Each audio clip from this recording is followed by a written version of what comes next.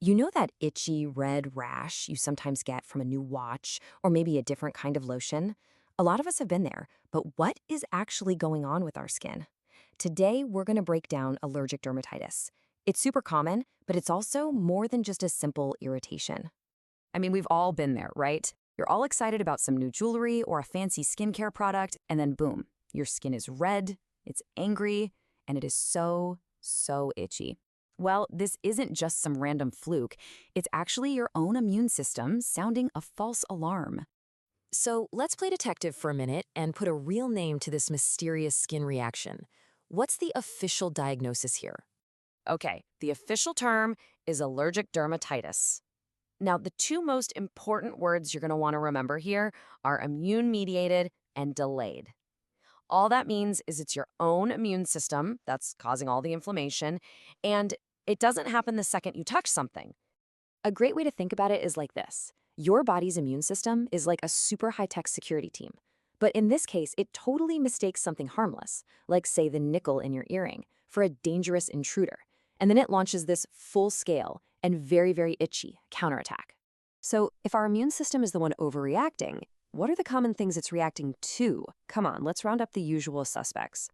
And here they are. It's basically a police lineup of things we encounter every single day. You know, the number one bad guy here is often nickel, and it's not just in cheap jewelry, it can be in the button on your jeans or your belt buckle. Other common triggers are things like fragrances in soaps, preservatives in your lotions, or even the latex in gloves. Okay, now that we know who the culprits are, let's dive a little deeper and see what's actually happening on a cellular level when your skin sounds this false alarm. It's really a four-step process. First, the substance, the allergen. It gets into your skin. Now, this very first contact doesn't actually cause a rash, but what it does is it primes your immune system's memory cells, specifically cells called T lymphocytes. This is called sensitization. So it's the next time you're exposed that these now sensitized cells recognize the so-called intruder and launch the attack, which leads to all that inflammation you can see and feel. And here is the key part that trips everybody up. That immune response is not immediate. It typically takes anywhere from 24 to 72 hours to even show up.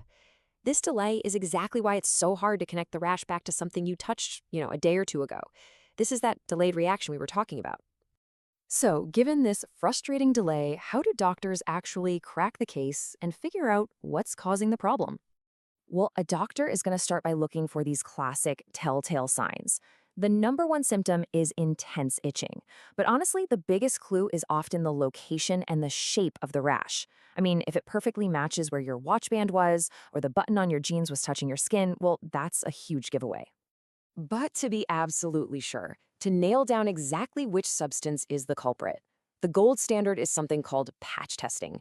And this is where they place tiny amounts of common allergens on your back to see which ones cause a little reaction.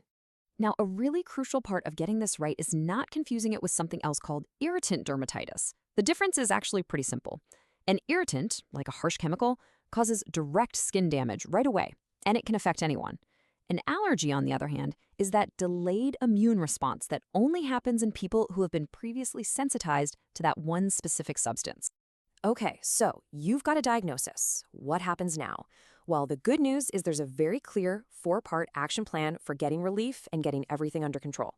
Listen, before we even start talking about creams or pills, this right here is rule number one. The absolute most important thing you can do is figure out what's causing the reaction and just stay away from it. If you can do that, you have won most of the battle. Everything else is just managing the symptoms.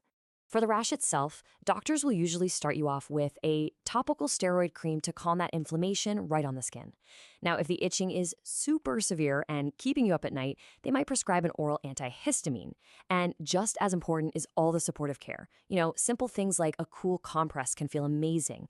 And whatever you do, really try, not to scratch.